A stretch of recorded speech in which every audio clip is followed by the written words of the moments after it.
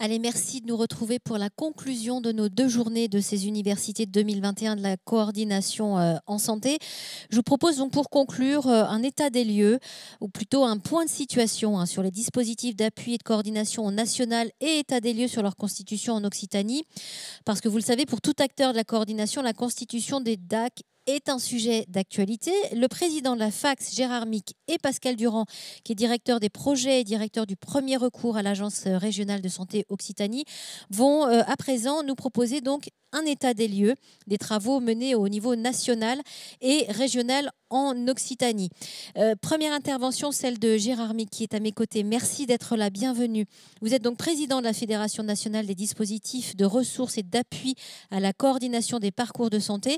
Vous allez nous proposer pendant une petite vingtaine de minutes un état des lieux sur les enjeux et la constitution des dispositifs et sur les différentes dynamiques en cours au niveau national. Ensuite, nous aurons une présentation de Pascal Durand et ensuite, vous aurez la possibilité pendant un petit quart d'heure de les interpeller tous les deux via des questions sur le chat. Vous avez l'habitude maintenant. Je vous laisse la main, cher Gérard Mick, c'est à vous. Merci Sophie, bonjour à tous. Merci aux organisateurs de m'avoir convié à ces universités que j'affectionne particulièrement. Alors, la problématique du déploiement des DAC, état des lieux et enjeux, tout d'abord, c'est une problématique qui peut se décliner de différentes façons. Si l'on parle des territoires, quels sont les territoires de déploiement des DAC? Eh bien, c'est extrêmement différent d'une région à l'autre. Et ça dépend de beaucoup de paramètres que nous allons évoquer. Alors, préférentiellement, on s'aperçoit que ce sont des échelles départementales, pas partout, mais plutôt préférentiellement. Et ça, c'est parce que les ARS doivent quand même prendre en compte la place particulière qu'ont les conseils départementaux dans la constitution des DAC et plus globalement dans les parcours de santé et bien évidemment au regard des parcours qui intéressent les personnes âgées et les personnes handicapées. Mais idéalement, les choses ont été écrites telles quelles. Il s'agit de territoires de projet et donc pas de départements. Et ces territoires de projet sont ceux des coopérations entre les acteurs sur les terrains, qui se sont faites depuis des années ou qui ne se sont pas faites pour certaines, donc on ne peut pas les faire au forceps. C'est aussi une question d'organisation de l'offre de toutes les ressources en santé. C'est un élément très important. Un territoire en montagne, ce n'est pas un territoire en pleine ville. Et pourtant, si vous prenez le cas de l'Isère, il y a des territoires de haute montagne, de moyenne montagne, de petite montagne et des territoires urbains. Et c'est également prendre en compte le déploiement des CPTS. Un grand territoire comme un département, c'est peut-être, éventuellement, plusieurs dizaines de CPTS, ou en tout cas une dizaine de CPTS. Et ce n'est pas la même chose de travailler avec 2 CPTS ou 10 CPTS. Alors en pratique, on s'aperçoit finalement, malgré des demandes fortes des acteurs de terrain, que le territoire, c'est ce qui est le moins pris en compte, globalement, dans la mise en place des DAC. Et on va voir ce qui a cristallisé les attentes, notamment la gouvernance. Et là, il s'agit des acteurs en jeu dans la constitution de ces DAC. Si l'on prend la loi, il y a des acteurs obligatoires, des participants obligatoires, le département, les CPTS, sans qu'il soit précisé si toutes les CPTS participent ou pas dans un territoire donné, et des représentants des usagers. Alors c'est important parce qu'il y a eu une grande discussion au niveau national, mais pourquoi l'hôpital n'est pas présent? Cet hôpital qui aujourd'hui a repris un peu le devant de la scène. Pourquoi les acteurs sociaux ont simplement été cités, mais pas d'une façon obligatoire? Et on pense aux CCAS qui ont un rôle majeur dans les parcours, notamment sociaux. Et enfin, les acteurs de l'aide qui, certes, sont associés au département, mais les départements les évaluent, ajustent le financement, les accompagnent, mais ce sont quand même des acteurs avec une autonomie de déploiement, une autonomie de fonctionnement, et ils sont à considérer aussi comme des acteurs à part entière qui ont un rôle à jouer dans la gouvernance, à notre avis. Sur le terrain, les choses sont différentes. Il ne s'agit plus d'appliquer la loi, il s'agit d'appliquer quelque chose qui est pratique, qui est réaliste. Et la constitution des DAC est facilitée par, évidemment, l'implication d'acteurs qui se sentent investis sur des acteurs historiques, ceux qui sont déjà impliqués dans les réseaux, dans les mayas, voire dans les clics, mais également dans les coopérations. Il y a effectivement ceux qui vont s'impliquer parce qu'il y a des enjeux politiques. Et là, on retrouve quand même des acteurs, des départements, certains départements qui n'étaient pas présents dans la problématique des parcours et qui le sont d'un seul coup beaucoup plus, voire des acteurs qui ne veulent plus s'intéresser à la problématique dès lors qu'elle a été rapprochée un petit peu plus du sanitaire. Et certains départements sont aussi dans cet esprit, mais pas que. Les libéraux ne sont pas faciles non plus à mobiliser. Et enfin, il y a une dialectique qui est une dialectique réelle entre les chargés de mission ARS, les directeurs des réseaux, les pilotes Maya. Il faut trouver qui sera cadre ou directeur d'un DAC. Il faudra aussi discuter avec eux sur la constitution des équipes, les économies d'échelle au cours des mutualisations. Toutes ces choses qui sont extrêmement importantes et qui relèvent tout de même d'une discussion en direct entre personnes je dirais, de l'encadrement et pas uniquement avec la gouvernance. Justement, à propos de ces équipes, on a historiquement reconnu les réseaux avec la dotation nationale des réseaux en 2002, la loi du 4 mars 2002, mais on les a poussés à être thématiques, c'est-à-dire à aborder des disciplines particulières, notamment des disciplines sanitaires. Et vers 2017, la Direction générale de l'offre de soins à l'époque a considéré qu'il était préférable, pour des raisons un petit peu, je dirais, de début de virage ambulatoire, qu'il soit polyvalent. Et ça a été difficile de passer d'un réseau thématique, par exemple diabète, à un réseau polyvalent. Il fallait faire fusionner des réseaux, modifier des équipes. Et là, on rentre dans un système avec la fusion au sein des DAC, qui fait que les réseaux polyvalents ou les réseaux thématiques se retrouvent à nouveau à intégrer ou à être intégrés dans un espace où il y a des mayas, cette fois, qui pour certaines ne sont pas portées par des départements, mais pour d'autres sont portées par des départements, avec une politique très volontariste de la CNSA à partir de 2010 pour un tel portage. Et vous voyez qu'il faut mettre toutes ces personnes dans une même équipe et que ça pose de sacrés problèmes de logistique et d'encadrement, mais également de mise à disposition. Les clics ont une place marginale malheureusement là-dedans, même si certains ont déjà été intégrés dans les mayas ou dans les réseaux. Donc, malgré ce que la loi propose, potentiellement l'implication des clics dans les DAC, on voit que sur le terrain, c'est tout de même rarement le cas. Alors la nature de ces équipes a vraiment là aussi une importance. Parce que dans les réseaux, on avait des équipes médicales. Dans les mayas, on avait des équipes sociales et médico-sociales. Le terme médico-social, pour moi, est presque un non-sens. On pourrait y revenir, mais pourquoi pas. Et on avait des équipes avec des compétences spécifiques, en particulier des équipes thématiques. Il faut faire travailler ces équipes d'une façon polyvalente, sans pathologie prédominante, sans situation prédominante, sans critères d'âge, de handicap, d'autonomie. On change complètement la donne. Et la nature des équipes, là, est quelque chose qu'il va falloir travailler. Et enfin, on a des métiers qui sont mélangés au sein de ces équipes, qui certains sont dans le droit commun, d'autres pas. Donc il y a une question également juridique. Donc au niveau des équipes, il y a également des enjeux bien compliqués. Alors les compétences, puisque les équipes ont des compétences, ou ont des compétences, on va dire des polyvalences pour certaines, on pourrait les répartir de la façon suivante. Il y a quand même dans une équipe de DAC, a priori de façon idéale, des responsabilités. Et ce qui est intéressant, c'est qu'on parle de la responsabilité dans l'encadrement, les directeurs et les cadres, au niveau de la stratégie. Mais a priori, la stratégie, c'est l'affaire de la gouvernance, ou en tout cas d'un binôme entre la gouvernance et l'encadrement. Et pourtant, la stratégie est quelque chose d'extrêmement important, puisqu'elle est portée par les cadres, notamment dans le cadre de l'animation territoriale, les cadres de DAC. Donc là, il y a aussi un travail à faire sur la façon dont travaille en lien cette gouvernance avec le niveau stratégique qui est probablement le plus clair, celui du département et des ARS, un niveau territorial qui est celui de la gouvernance proprement dite des DAC, et enfin l'équipe d'encadrement elle-même. Donc il y a également la gestion qui est totalement différente, ressources humaines, etc. Et enfin l'opérationnel, ce sont ces fameux gestionnaires de cas, référents de parcours, qui sont des effecteurs de terrain. Cette organisation ne se fait pas d'un coup. Elle ne se fait pas d'un coup puisqu'il y a des responsabilités différentes, mais également des compétences, on l'a vu, différentes, et des métiers différents, reconnus ou pas, qui nécessitent pour certains métiers d'être reconnus dans le cadre d'une formation, alors initiale ou complémentaire, avec pour un certain nombre une validation des acquis, donc il faut des universitaires pour cela, et maintenant repartir sur un nouveau référentiel de compétences pour ce nouveau métier qui n'en est pas un, de référent de parcours complexe, qui regroupe l'ancien métier de gestionnaire de cas et l'ancien métier de coordonnateur d'appui de réseau. Métier pour ce dernier qui n'a jamais existé, alors que le métier de gestionnaire de cas existe. Et enfin, justement, toujours dans cette problématique, est-ce qu'on parle de compétences ou de métiers ? Les réseaux ont des compétences professionnelles, en particulier par les médecins, les infirmières, les assistantes sociales qui les composent, mais qui ne sont pas reconnus dans des caractéristiques propres de droit commun pour le métier dans un réseau de santé. Alors que pour le dispositif Maya, le droit commun les reconnaît. La gestion de cas, le pilote Maya est reconnu comme tel. Donc c'est une différence qu'il va falloir prendre en compte dans la constitution des équipes en fonction de compétences qui ne sont pas les mêmes.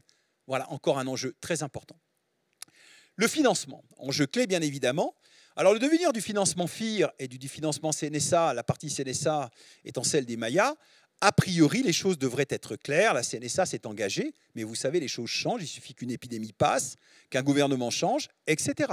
Le financement FIR, on sait qu'il est contraint, on sait qu'il est globalisé, et donc il y aura probablement une grande réflexion de la part des ARS pour coller à une certaine réalité. Alors cette réalité économique, c'est laquelle ? Bien, déjà, c'est une tension chronique au niveau des financements depuis au moins 2000. Ensuite, c'est quand même, il faut financer le virage ambulatoire. Même si la sécurité sociale est par là, les ARS amènent des enveloppes pour aider au démarrage des CPTS, de certaines maisons de santé, et c'est tout à fait logique. Enfin, on le sait, le cloisonnement des politiques publiques qui existe toujours, qui existera probablement encore un petit peu, amène à voir se déployer de nouveaux dispositifs de coordination, de nouvelles façons de penser des politiques du handicap, par exemple. Et il faut également là les coordonner ou les articuler avec les DAC. Et donc, les institutions sont bien cloisonnées, mais les orientations des politiques publiques le sont tout autant. Nouvel enjeu, et qui est aussi un enjeu de financement, parce que le financement n'est pas excessif, le financement est contraint, et il va falloir distribuer à tous. La pandémie passe par là, je ne discuterai pas le déficit pour la sécurité sociale, et le Ségur passe par là, avec des changements quand même non négligeables sur un certain nombre d'aspects financiers, pour les hôpitaux notamment. Alors le modèle économique d'un DAC, eh bien, il est peut-être le dernier en cours de travail, notamment au niveau de la DGOS, donc le ministère de la Santé, et à l'automne devrait débuter un travail partenarial avec différents représentants, qui devrait s'appuyer sur un socle obligatoire avec des critères, bien évidemment, peut-être des critères de capitation, tant de médecins généralistes, tant de population égale tant, par exemple, de référents de parcours. On ne le sait pas, mais tout ça sera donc bientôt discuté. Et un socle variable qui va dépendre peut-être de la géographie, peut-être également de la maturité, peut-être des compétences spécifiques qui persistent dans un DAC ou pas. Donc ça, c'est un travail qui est en cours, qui va en fait débuter dès septembre. Alors, où en est-on aujourd'hui ? Aujourd'hui, nous avons deux enquêtes en parallèle. Une enquête pour le déploiement des DAC réalisée par les ARS en lien avec la DGOS, qui devrait donner des résultats fin septembre, et une enquête réalisée par la Fédération Fax, qui devrait elle aussi avoir des résultats en septembre. Ce qui est intéressant, c'est que les institutions donnent des informations sur les données qu'elles ont, et les acteurs de terrain, représentés au sein de la Fax, donnent des informations qui sont celles des données de terrain. Et on va pouvoir non pas comparer ou confronter celles-ci, on va pouvoir complémenter les unes par les autres. C'est ça le travail partenarial. Alors on peut estimer aujourd'hui qu'environ 100 DAC existent pour un objectif de 150 à 200 mi-2022, puisque dans une année, les jeux seront faits, selon la loi. Dans les régions, c'est vrai qu'il y a une énorme disparité qui dépend beaucoup de la posture de l'ARS a priori, c'est-à-dire sa stratégie de déploiement des DAC, le cahier des charges éventuel qui a été posé, les prestataires qui ont été appelés à la rescousse pour aider au déploiement, notamment prestataires pour les ressources humaines, pour le juridique, éventuellement pour la gouvernance, voire pour le projet de santé. Enfin, les méthodes, puisqu'il y a un certain nombre de prestataires qui proposent des méthodes de travail et qui vont impacter sur le type de déploiement. Et enfin, l'agenda des ARS qui ont beaucoup travaillé en amont, qui ont déjà, entre guillemets, terminé le déploiement, d'autres qui le commencent à peine. Donc, vous voyez que ça dépend vraiment des ARS, mais également des politiques qui ont été menées depuis plusieurs années. Et enfin, un dernier point, si on regarde comment ça se passe sur le plan de l'accompagnement ou de l'outillage par l'État au niveau des ARS et des territoires. Bien, il y a un groupe de concertation nationale qui existe depuis 2 ans, avec l'ensemble des représentants des différentes valences d'acteurs en santé, qui participe à 6 groupes de travail nationaux, qui ont mis en place des données, et plutôt même des référentiels sur les outils utilisables par les DAC pour leur déploiement et leur fonctionnement, sur la gouvernance des DAC et sur les indicateurs utilisables au sein des DAC.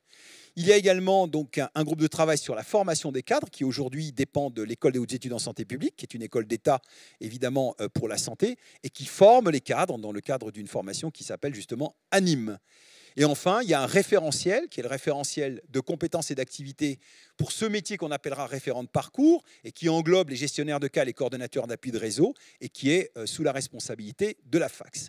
Et maintenant, ce dernier groupe de travail sur le modèle économique. Donc voilà le gros travail au niveau national. Les dynamiques professionnelles sont importantes, puisque la Fax nationale, que je suis heureux de représenter aujourd'hui, donc travaille en lien avec la DGOS, la CNSA, la DGSS, mais également la HAS, bien évidemment le HESP, et des représentants d'acteurs comme Avec Santé pour les maisons de santé pluriprofessionnelles et la Fédération des CPTS. Mais ce qui est important, et on en a un très bel exemple ici, Ce sont les fédérations régionales qui sont les partenaires naturels des ARS et les partenaires des représentants régionaux des acteurs professionnels comme ceux des maisons de santé ou des CPTS, bien évidemment avec les départements et les URPS. Et enfin, des groupes de travail au sein de cette FACS qui sont des groupes de travail évoquant la problématique justement des enjeux concernant les équipes, mais également de la formation des professionnels au sein de ces équipes et la communication entre ces équipes avec un site internet qui devrait bientôt être disponible. Et pour finir, eh bien, la chance d'avoir des universités à une échelle régionale et des universités nationales qui malheureusement ont été en quelque sorte, je dirais, interdites par la situation sanitaire l'année dernière et qui probablement renaîtront ici, je l'espère, l'année prochaine. Je vous remercie de votre attention et j'espère que nous saurons tous jouer une belle partition, non pas avec un chef d'orchestre, mais probablement avec l'ensemble de ceux qui sont les musiciens de l'orchestre et peut-être à un moment donné avec des innovations comme on le fait dans les concertos. Merci. Merci beaucoup Gérard Mick pour cette présentation tout à fait intéressante et synthétique. Vous conservez vos questions sur le chat pour Gérard Mick. On ouvrira une session, je vous l'ai dit tout à l'heure, à l'issue de la prochaine présentation. J'accueille Pascal Durand qui est en visio avec nous. Bonjour Monsieur Durand, vous êtes directeur du premier recours, directeur des projets à l'Agence régionale de santé Occitanie. On va voir avec vous quelle est la vision de l'ARS, où on est en Occitanie et vers où on doit aller, puisque vous avez mis en place un certain nombre de choses depuis quelques temps maintenant. On va revenir sur, j'allais dire, l'esprit de tout cela et comment vous voyez la notion de partenariat avec les acteurs locaux, l'accompagnement des dynamiques locales. C'est vraiment votre sujet à l'ARS. L'ARS est surtout là, on le sait, pour cadrer et mettre des moyens à disposition, mettre en quelque sorte en place un cadre sécurisé, c'est bien ça ? Oui, c'est bien ça. Et avant de développer plus loin, merci de votre accueil et merci aux organisateurs, bien sûr, de leur invitation pour conclure ces universités, sachant que, vous le savez, et tous nos partenaires au niveau régional savent à quel point on est attaché à tous les termes de cette université de la coordination, sur le partage de connaissances, le croisement des expériences et bien entendu toute l'importance qu'on donne bien entendu au sujet de la santé dans ces périodes difficiles. Alors, effectivement, l'émergence des DAC intervient dans un contexte pour nous où de très nombreuses transformations de notre système de santé sont à l'œuvre, depuis l'avènement de Ma Santé 2022 notamment, et que, en ce qui nous concerne, on n'estime pas que ces transformations apparaissent ex nihilo, mais qu'elles s'appuient sur un socle d'expérience et de réalisation conduite par des professionnels très engagés depuis plusieurs années dans la recherche de solutions aux problèmes complexes de prise en charge et d'organisation du système de santé auxquels nous sommes confrontés très régulièrement. Alors, ces transformations, elles doivent nous amener vers davantage de travail collectif. L'atelier précédent parlait beaucoup d'articulation avec les transformations du premier recours et des CPTS, des médecins de santé, de l'exercice coordonné en général. Ça doit nous amener aussi, ces transformations, à davantage de visibilité pour, au final, améliorer l'accessibilité de ces dispositifs pour les patients. Et ces transformations, il faut bien qu'on en prenne conscience, elles sont d'ampleur assez inédite et elles laissent entrevoir un tournant assez décisif, notamment parce que on arrive à un moment où l'acceptation et l'engagement d'une part significative des professionnels de santé et des institutions est suffisant pour qu'on opère peut-être enfin cette bascule vers l'ensemble des objectifs et des enjeux vers lesquels tendent le développement de tous ces dispositifs d'appui à la coordination notamment. Alors, ne nous trompons pas, on le rappelle à chaque fois aussi, de manière à mobiliser positivement toutes les énergies au plan local. Un des enjeux majeurs quand même de l'ensemble de ces transformations, c'est pas de faire de l'ingénierie pour faire de l'ingénierie, de refaire de la réorganisation pour faire de la réorganisation. C'est bien la pérennité d'un système basé à la fois sur la solidarité et sur la qualité de la prise en charge qui est en jeu. On a besoin de consolider ce qui existe, c'est notre point de départ. Et on a besoin également de transformer un petit peu l'organisation existante pour l'adapter à ces enjeux et étendre surtout l'accès à l'ensemble de ces dispositifs à un maximum de personnes en ayant besoin. Un des axes de notre projet régional de santé, l'axe majeur de notre projet régional de santé en Occitanie, c'est de lutter contre l'accentuation des inégalités. Et parmi les inégalités, il y a bien entendu l'inégalité d'accès dans les situations les plus complexes, dans les situations sociales les plus complexes, dans les situations médicales et sanitaires les plus complexes d'une part croissante de notre population. Et tout ce qui existe aujourd'hui doit se mutualiser et se transformer, non pas pour qu'on rentre dans un carcan budgétaire effectivement qui peut toujours inquiéter, trop limité, mais au contraire pour qu'on mette davantage de moyens dans ces dispositifs pour couvrir encore plus de besoins sur l'ensemble des territoires.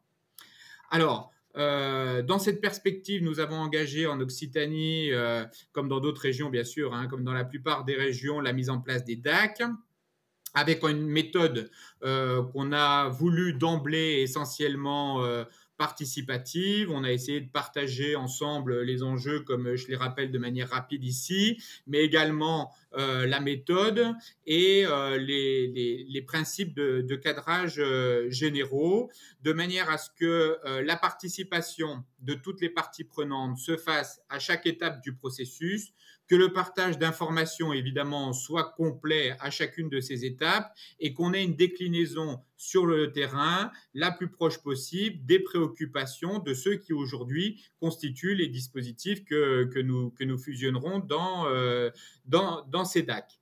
Alors, ce qui est très important pour nous, c'est évidemment ce qui est au cœur des instructions et de ce que l'on mène au quotidien, c'est vraiment la notion de projet. Évidemment, dans les dispositifs de fusion, il y a beaucoup d'inquiétudes et ça a été très bien rappelé par Monsieur le Président juste avant de contingences matérielles, juridiques, RH, financières, qui sont au cœur aujourd'hui des préoccupations des acteurs de terrain dans ces chantiers de transformation. Mais c'est vrai que la base de tout ça, et pour tirer les projets le plus positivement possible dans une optique de couvrir encore plus davantage les besoins de la population, c'est d'afficher un projet cohérent sur un territoire cohérent de la manière la plus partenariale possible. Donc nous, ce qu'on a commencé à faire, c'est à lancer la dynamique de création des DAC sur une base départementale. C'est pas très original, mais comme ça a été rappelé, et notamment dans la configuration de la région Occitanie, c'était probablement ce qu'il y avait de plus adapté.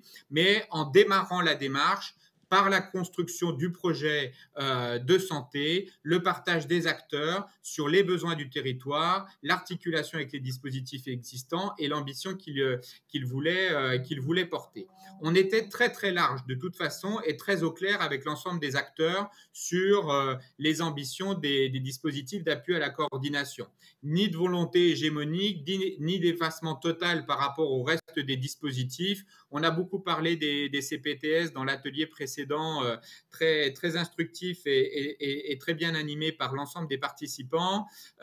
Pour être très caricatural, on a toujours dit, si des professionnels de santé libéraux qui seront les premiers partenaires de ces dispositifs d'appui à la coordination, si ces partenaires libéraux sont tous très autonomes dans la gestion des dispositifs complexes, eh bien, auquel cas, on n'aura pas besoin de DAC. Et si au contraire, aucun de ces professionnels n'est en capacité de traiter aucune de ces situations complexes, les DAC seront très présents. Évidemment que la réalité sera entre les deux, mais c'était juste pour illustrer le fait qu'il est très important que ces dispositifs s'adaptent aux besoins des professionnels auxquels ils doivent rendre un service qui doit les accompagner, qui doit les rassurer et qui doit permettre de fluidifier la prise en charge de tous ces patients présentant des situations particulièrement complexes.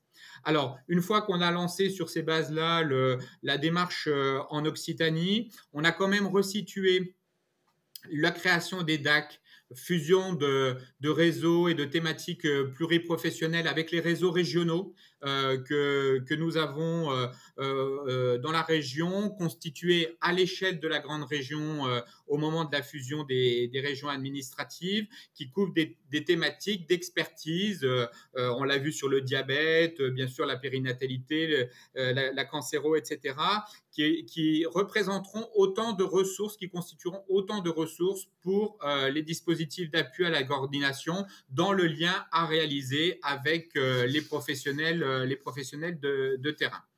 Alors, l'accompagnement, effectivement, il est en cours sur l'ensemble des 13 départements. Nous avons structuré la conduite de projet dans les 13 départements à partir d'équipes projets sur chacun des 13 départements menés par une personnalité que l'on a dénommée préfigurateur ou préfiguratrice du dispositif. Il était important pour nous que la conduite de projet incombe spécifiquement en responsabilité à quelqu'un dédié au sujet qui anime la démarche, qui mette les partenaires autour de la table, qui les incite à travailler ensemble, qui leur explique les attendus évidemment de la démarche, qui résout évidemment les problèmes et réalise des propositions de constitution du DAC, et que cette personne ne pouvant évidemment pas travailler toute seule, elle puisse être accompagnée par une équipe projet qui rassemble l'ensemble des partenaires parties prenantes à la constitution de ces DAC et qui souhaitaient avancer plus loin dans la structuration de ce dispositif. Aujourd'hui, ces 13 préfigurateurs et préfiguratrices en Occitanie sont en place et ont entamé d'ores et déjà leur travail d'organisation territoriale autour du projet de santé que j'évoquais tout à l'heure. Alors, à côté de cette équipe projet et de ce préfigurateur, on a des COPIL départementaux au sein duquel sont associés avec notre maille départementale les conseils départementaux. Tous ceux-ci en Occitanie se sont déjà mis en place, constitués et réunis avant l'été. D'ailleurs, on peut saluer, j'en profite pour saluer l'engagement de l'ensemble des acteurs départementaux en pleine crise Covid, de ne pas avoir lâché la rampe sur la conduite de ce projet et d'avoir continué à avancer dessus. Et on va entamer effectivement à la rentrée, à partir du moment où le projet de santé les grandes lignes du projet de santé commencent à se dégager, de rentrer dans les thématiques effectivement un petit peu plus sensibles de structuration juridique, de problématiques RH, de constitution du budget et de choix de système d'information. Ces éléments-là, évidemment, ne sont pas à minimiser. On peut dire que depuis la fusion des régions, on a une expérience assez approfondie en matière de fusion de différents dispositifs. Il ne faut pas les minimiser, mais en même temps, il ne faut pas que ça soit bloquant. La volonté, en tout cas, de l'agence, c'est d'avancer résolument sur un calendrier qui doit nous amener au plus tard, on l'a rappelé tout à l'heure, à disposer de DAC dans les 13 départements pour la mi-2022. Et il est très important pour pouvoir structurer de manière progressive mais très, très constructive nos projets de DAC, que les questions de structuration juridique soient posées et résolues assez rapidement, que le devenir des personnels aussi soit éclairci de manière à ce que tout le monde soit rassuré du cadre dans lequel demain tout le monde va être mobilisé, et que petit à petit s'affinent les stratégies d'intervention auprès des publics présentant des situations complexes et des stratégies de partenariat avec l'ensemble des professionnels départementaux. Donc, je terminerai juste pour dire que ces stratégies de partenariat et de positionnement des dispositifs d'appui à la coordination dans les départements, elle est extrêmement importante. Beaucoup de monde se pose beaucoup de questions sur la juxtaposition des différents dispositifs de coordination par-dessus d'autres dispositifs de coordination. En réalité, ce qui se met en place, la grande transformation aujourd'hui qui se met en place, vise à rendre beaucoup plus simple et beaucoup plus lisible ce qui se passe sur le territoire. Donc, il faut qu'on obtienne ce résultat-là, car sinon, on aura loupé complètement l'articulation qu'on pourra et devra mettre en place entre les dispositifs d'appui à la coordination et le secteur de ville, bien entendu, le secteur social, le secteur hospitalier et le secteur médico-social. Si on n'a pas cette lisibilité, ça sera complètement tombé à l'eau. Et on voit bien aujourd'hui que le résultat est complètement à portée de main. Il y a des régions, évidemment, qui ont des DAC qui sont d'ores et déjà opérationnels. Et dans le cadre de la crise Covid aujourd'hui que nous vivons, et notamment la prise en charge des Covid longs, Nous avons entrepris en région un travail extrêmement intéressant d'articulation entre la ville et l'hôpital et au cœur de cette articulation, les dispositifs aujourd'hui qui constitueront les DAC, à savoir notamment les PTA, pour aider les professionnels de la ville comme les professionnels hospitaliers à orienter et à organiser la prise en charge de ces Covid longs qui, ô combien, représentent une situation complexe aujourd'hui. Donc, on se sert volontiers de cette illustration pour montrer que plus vite on arrivera sur la structuration des DAC et plus vite on pourra répondre à des enjeux de santé publique majeurs pour lesquels effectivement beaucoup de découragement peut s'exprimer du côté des professionnels de la ville, beaucoup de pertes de repères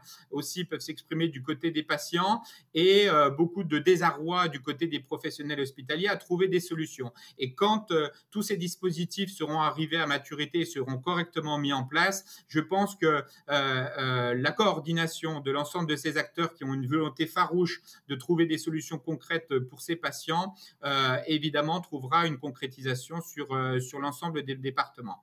Donc, on peut avoir l'impression aujourd'hui que le grand chambardement de l'offre de soins met beaucoup de confusion dans le système de santé. Ils ne font pas s'y tromper. Les évolutions aujourd'hui en marche sont extrêmement importantes. Elles constituent un vrai tournant pour l'ensemble des acteurs. C'est également une vraie opportunité pour encore mieux couvrir les besoins sur l'ensemble des territoires.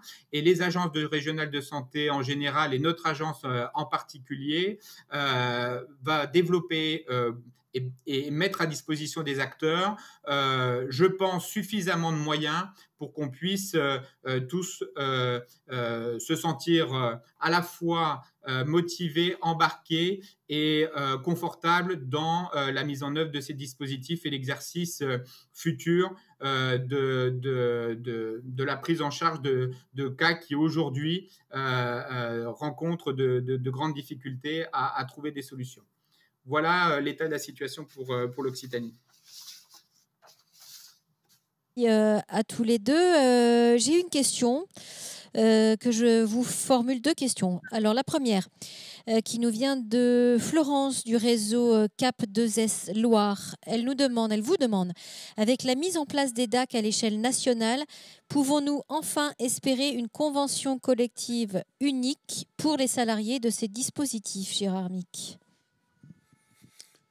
Bon, c'est une question de Florence et je reconnais la Florence, elle a bien raison. C'est une question qui, je ne l'ai pas évoquée, est une réflexion menée au sein de la FACS. Alors, il s'avère qu'il y a deux problématiques. La première, c'est que pour le financement d'un certain nombre de réseaux, et quand on parle de réseau, on parle d'une histoire quand même déjà ancienne, c'est un financement classique, on va dire, de droit commun, et certains réseaux ont quand même été financés avec la convention de type 51, de la FEAP. Et donc, pour pouvoir, il y a quand même des écarts qui sont non négligeables en termes de salaire. Il y a également, les conventions, ce sont des obligations pour les employeurs. Et là, il va falloir harmoniser les choses. Donc, quel type, je dirais, de convention va être choisie, d'une part. Et deuxièmement, le deuxième problème, c'est quand vous faites fusionner des mayas où il y a des gens qui viennent de collectivités territoriales, qui ont des métiers qui sont salariés des collectivités territoriales. On va parler de mise à disposition. On va parler également de nombre de mois payés. On va parler également d'horaires de travail. Et donc, il y a une équité à trouver qui va être extrêmement difficile à trouver. Donc, il y a véritablement aujourd'hui une réflexion qui est probablement plus une réflexion projet de DAC par projet de DAC, en fonction du type d'équipe qui vont fusionner. Ça, c'est un premier point. Il y a une réflexion nationale avec la FEAP, qui démarre avec la FEAP, pour trouver une convention, je dirais, cadre qui permette de retrouver les DAC au sein des conventions proposées par la FEAP. Mais il y a derrière une acceptation de ce financement-là par le financeur, qui est en fait l'ARS. Et donc, les dés ne sont pas jetés. Pascal Durand, est-ce que vous avez un complément d'information sur ce point? Non, en tout cas pas sur l'homogénéisation nationale de ce cadre de rémunération. Effectivement, on rentre en ce moment, en tout cas en ce qui concerne notre région et pour l'ensemble des 13 départements, dans le dur de la constitution juridique et donc de l'accompagnement RH des personnels. Et comme ça vient d'être indiqué, la fusion va consister à rassembler des personnels d'origines différentes. Et on a pu constater, et pour l'avoir vécu notamment en ARS, on a pu opérer des fusions sans homogénéiser les statuts des différents personnels. Donc, il n'est pas improbable qu'on reste sur ce modèle-là encore au moins pendant un petit moment. Deuxième question, la mise en place des DAC va-t-elle favoriser la valorisation des dispositifs de première ligne tels que les SPASAD, Gérard Mick? Je ne sais pas, je n'ai pas la réponse à cette question. Je pense que ce sont les articulations qui se réaliseront sur les territoires, dans les territoires, entre les différents dispositifs. Les SPASAD, c'est un type de dispositif. Les DAC, c'est un autre type de dispositif avec d'autres missions, mais certaines missions se recoupent. Et en tout cas, il peut y avoir, je dirais, une synergie de travail. Donc je pense qu'à partir du moment où les acteurs travaillent ensemble, collectivement, ils savent s'articuler, ils vont dans ce sens, fondamentalement, oui, ça va amener à embellir en quelque sorte auprès de tous les modalités opératoires, la reconnaissance, la compréhension des missions de chacun. Donc d'un côté des DAC, d'un côté des SPASAD. Donc je dirais oui, mais c'est comme dans toute coopération entre institutions ou dispositifs. Une question de Romain Clairvoy. Quelle modalité de coopération est prévue entre les DAC et les dispositifs spécifiques régionaux, tels que dans le champ de la périnatalité par exemple, et quel avenir pour les DSR? Pascal Durand et ensuite Gérard. Parce que effectivement, je l'ai évoqué tout à l'heure un petit peu rapidement, en indiquant que notre vision des choses n'est pas est dans la complémentarité des différents dispositifs d'intervention, évidemment. Nos réseaux régionaux, c'est ce qui est au cœur de la question aujourd'hui, sont confortés, bien évidemment, parce que ce sont des réseaux d'expertise et donc des réseaux de ressources, notamment pour les dispositifs d'appui à la coordination départementaux, dans la recherche de solutions peut-être hyper spécialisées, dans des cas complexes et en plus rares ou peu fréquents, pour lesquels évidemment le recours à une ressource d'un niveau supérieur sur le plan géographique, mais également sur le plan de l'expertise sera probablement nécessaire. Et puis on peut y voir aussi une deuxième type d'articulation sur le plan de la formation. Ce qui sera intéressant au niveau des DAC dans l'articulation avec les offreurs de premier recours, c'est qu'ils puissent aussi, en échange avec eux, repérer certains besoins de formation sur certaines thématiques. On peut évoquer la périnate, mais on peut évoquer également d'autres thématiques. Et ce qui sera intéressant, c'est que les DAC qui voudront constituer, par exemple, des sessions de formation pour les professionnels du premier recours, à partir d'un moment où un besoin est identifié, pourraient avoir recours à ces réseaux régionaux, dont c'est la mission d'organiser ces formations au profit des professionnels du territoire. Donc, on doit pouvoir, dans différents domaines, trouver une articulation qui sera toujours au bénéfice soit des patients, soit des professionnels du territoire à partir duquel s'exprime le besoin. Gérard Mick, un complément ? Non, je pense que l'exemple typique en Occitanie, qui est riche en réseaux thématiques et d'ailleurs avec un déploiement déjà régional, notamment un réseau de périnatalité que je connais un peu, le dispositif spécifique régional, il vient en complément, comme vous l'avez dit, Monsieur Durand, il vient comme une ressource, alors dans la formation, dans l'expertise, mais également dans la protocolisation, dans un certain nombre de points, même dans l'accompagnement pour un certain niveau de gestion de projet. Après, encore une fois, c'est historique. C'est-à-dire il y a des régions où il y a des dispositifs qui deviendront des dispositifs spécifiques régionaux, qui pourront aider d'une certaine façon les DAC, mais il y a des régions où il y en a peu, il y en a même où il n'y en a pas. Donc, encore une fois, je pense qu'il ne faut jamais oublier que même dans les territoires, et donc à l'échelle régionale aussi, il n'y aura pas un seul DAC qui va ressembler à un autre, et il n'y aura pas un seul type d'articulation qui va ressembler à une autre. Il y a les hommes, il y a leur histoire, il y a la géographie, il y a les moyens, il y a les acteurs régionaux et départementaux, et ces mélanges-là, y compris au niveau des dispositifs spécifiques régionaux et des DAC, c'est une affaire qui, de toute façon, dépend de l'ensemble de ces prérequis, en quelque sorte. Une dernière question de Ludivine Boulanger de CD62. Quels sont les différents modèles juridiques qui se préfigurent en Occitanie ? Pascal Durand. Alors, oui. Donc, nous, on n'impose pas, évidemment, pour l'instant. On laisse tout le monde travailler. Évidemment qu'on a un penchant pour le statut associatif qui est très très souple et qui permet d'articuler de très nombreux acteurs avec des formes très différentes. On entame le travail en fait sur ce chapitre juridique à partir de la rentrée. Donc on a déjà commencé à faire un petit tour de l'ensemble des 13 préfigurations pour voir ce qui commençait à se dessiner. On aura une remontée dans le courant du mois de septembre. On ne sera pas censeur évidemment de formes juridiques qui nous paraîtraient peut-être éventuellement un petit peu risquées, mais qui conviendraient parfaitement aux acteurs locaux. On choisira évidemment de valider les formes juridiques qui garantissent une pérennité, une vraie stabilité dans le fonctionnement de ces structures, parce qu'on les crée pas pour 1 an ou pour 2 ans. Donc, comme ça a été rappelé, c'est très important pour nous à la fois d'articuler un niveau régional et se servir de toute la puissance de la grande région pour mutualiser les expériences, là en l'occurrence partager ce qui se réfléchit sur le statut juridique et mutualiser les expertises. C'est pour ça effectivement qu'on appuie beaucoup les réseaux régionaux d'experts, mais également articuler cela avec le besoin de terrain et là en l'occurrence tout le monde travaille d'arrache-pied pour trouver des solutions adaptées. Donc si on s'oriente massivement sur les associations, ça ira très bien.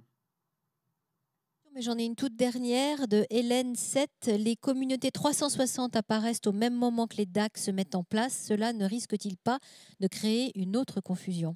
Gérard Mick. Oui, je remercie Monsieur Durand parce qu'il est très positif et je suis tout à fait d'accord avec lui. On est dans des transformations assez radicales. On est même dans je dirais, ce sont des opportunités. Alors ceci étant, je ne tempère absolument pas son optimisme, au contraire, mais je reste toujours très vigilant. Oui, il y a une confusion et la communauté 360 demande encore d'ailleurs à être définie clairement en termes d'organisation, de structuration, même si déjà de grandes choses ont été faites. Au niveau de l'État, il y a des choses qui n'étaient encore pas claires au mois de juin. Donc on n'a pas fini de construire ces dispositifs. Bien évidemment, à nouveau, c'était quelque chose qui va être un plus. En plus, c'est-à-dire qu'il va falloir articuler une structure de plus avec d'autres structures de coordination. Donc on pourrait parler de méta-coordination pour utiliser tout un tas de mots. Non, je pense que ce n'est pas donner une place à chacun. C'est savoir placer la situation donnée, évaluée par un dispositif, dans le dispositif qui est le mieux armé à un moment donné pour le prendre en charge et être capable de passer le bâton ou de partager les compétences qui sont mises en œuvre autour de cette situation. La clé, elle est là. Et aujourd'hui, le problème de la France, c'est qu'un dispositif s'arroge des prérogatives. Et si on pense différemment, c'est une situation qui amène des professionnels dans des dispositifs à travailler ensemble. C'est autre chose, c'est-à-dire que le centrage, il est sur la situation. Il n'est même pas sur la personne, il est sur la situation, la personne et les professionnels autour de la personne, quels qu'ils soient, sanitaires, médico-sociaux, sociaux. Donc oui, les comités 360, c'est un problème, mais on le gérera comme on a géré d'autres. Donc je suis positif comme M. Durand. Merci beaucoup Pascal Durand, merci Gérard Mick d'avoir nous avoir proposé ce point de situation tout à fait indispensable pour conclure ces universités d'été de la coordination en santé. J'aimerais remercier chaleureusement Vanessa Keuch et Boris Duponchel qui m'ont aidé tous deux à préparer le contenu de ces 2 journées. Je remercie à nouveau, comme je l'ai fait en préambule au démarrage, les techniciens qui sont derrière moi et qui ont œuvré pour faire à la fois un très joli studio ici et qui ont fait en sorte que tout se passe bien au niveau technique. Bravo à eux parce que sans eux, on n'est pas grand-chose. Merci à eux. Merci à vous tous de votre participation active. C'était vraiment un vrai plaisir de vous accompagner pendant ces 2 journées. Rendez-vous l'an prochain. Vous m'avez dit, Gérard, à l'échelle nationale. Donc, rendez-vous l'an prochain. Je vous souhaite une très belle rentrée à tous. Portez-vous bien. Prenez soin de vous. À bientôt. Au revoir.